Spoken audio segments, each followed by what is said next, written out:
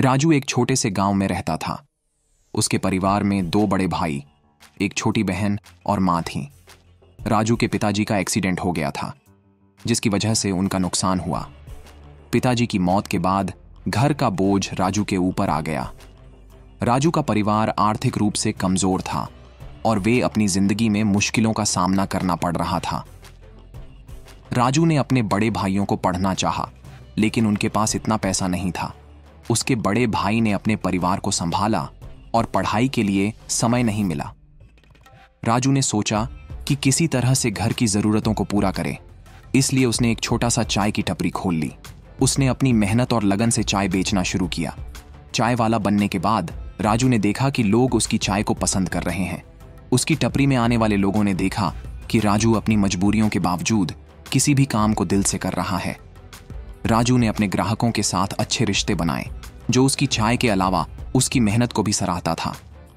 धीरे धीरे राजू की चाय की लोकप्रियता बढ़ गई और लोग उसकी टपरी को पसंद करने लगे।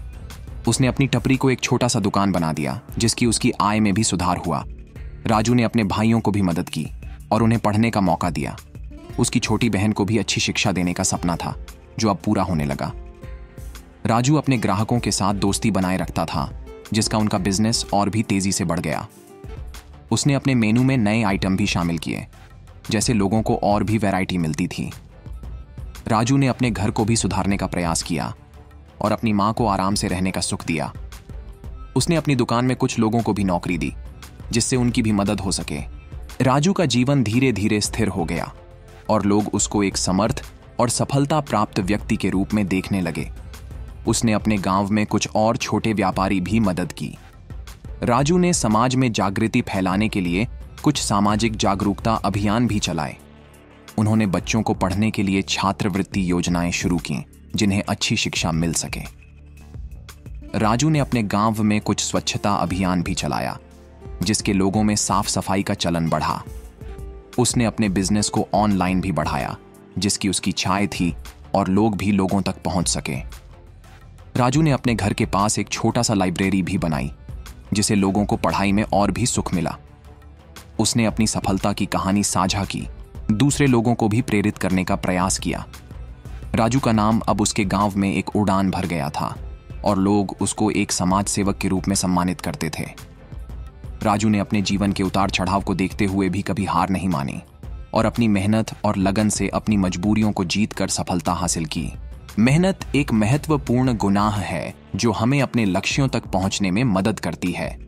जब हम मेहनत करते हैं तो हम अपने लक्ष्य की या बढ़ रहे होते हैं। मेहनत से ही हम अपने कला, ज्ञान और कुशलता में सुधार कर सकते हैं।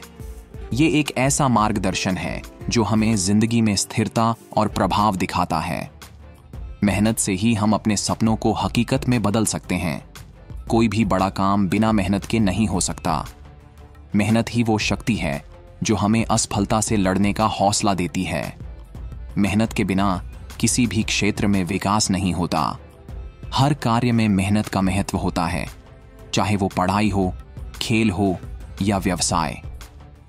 मेहनत एक अनिवार्य जीवन कौशल है जो हमें समय पर अपने लक्ष्य तक पहुंचने में मदद करता है। मेहनत से ही हम अपने आप को और भी अच्छे तरीके से समझ सकते हैं। किसी भी क्षेत्र में माहिर बनने के लिए मेहनत करना जरूरी है। मेहनत से हम अपने अंदर छुपी प्रतिभाओं को जगाते हैं।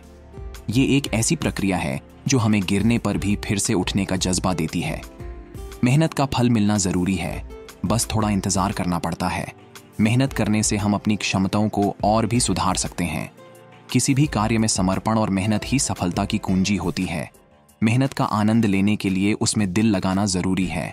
मेहनत एक ऐसी साधना है जो हमें सिखानी है, आगे बढ़ना है और अपने आप में सुधार का अवसर प्रदान करना है। उम्मीद रखता हूं कि ये कहानी आप लोगों को जरूर पसंद आई होगी। इस कहानी को जितना हो सके उतना जरूर शेयर करें और इस कहानी के बारे में आपकी क्या राय है, मुझे जरूर कमेंट करें।